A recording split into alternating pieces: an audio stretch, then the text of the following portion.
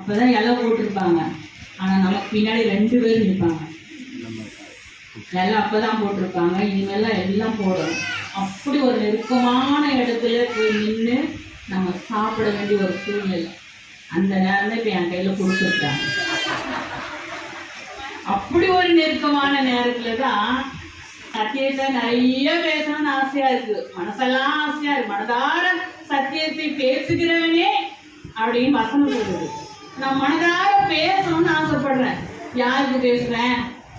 அப்பா அம்மார்களுக்கு பேசுவேனா, அம்மாமார்களுக்கு பேசுவேனா, குட்டி செல்வங்களுக்கு பேசுவேனா, ஆயாமார்களுக்கு பேசுவேனா, மாமியாருக்கு பேசுவேனா, மருமகளுக்கு பேசுவேனா, யாருக்கு பேசுவேன்? அப்பேற்பட்ட ஒரு நெருக்கமான ஒரு நேரத்துல நான் ஒண்ணு பேச போறேன். சத்தியம் என்பது வாழ்க்கை.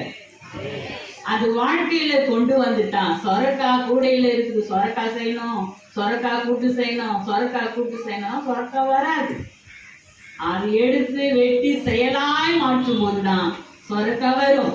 அப்போ சத்தியம் என்பது வசனத்தை நாம் பேசிக்கொண்டு வசனத்தை சொல்லிக் கொண்டிருந்தால் மாத்திரம் அல்ல, அந்த வசனத்தை செயலாய் மாற்றணும். அந்த செயலாய் மாற்றுகிற முதல் இடம் கணவர், முதல் இடம் மாமியார், முதல் இடம் நாத்தனார்.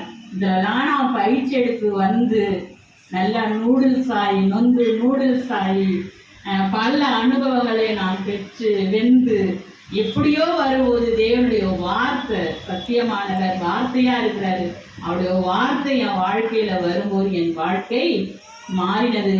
அதற்கு இப்பவே ஒரு சாட்சி கூட, உங்க அம்மா இங்க வந்த உடனே இந்த வசனத்தை கொடுத்தாங்க, டிஎல்சியில கொடுத்த அந்த வசனம் இந்த மாக்கு வாக்கு தத்துவம். என்ன வாக்கு?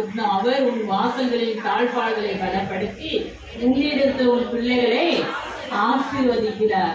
என்னிடத்துல பிள்ளைகள் இல்லை, நான் ஆண்டவர் ஐயாவுக்கு முன்பு.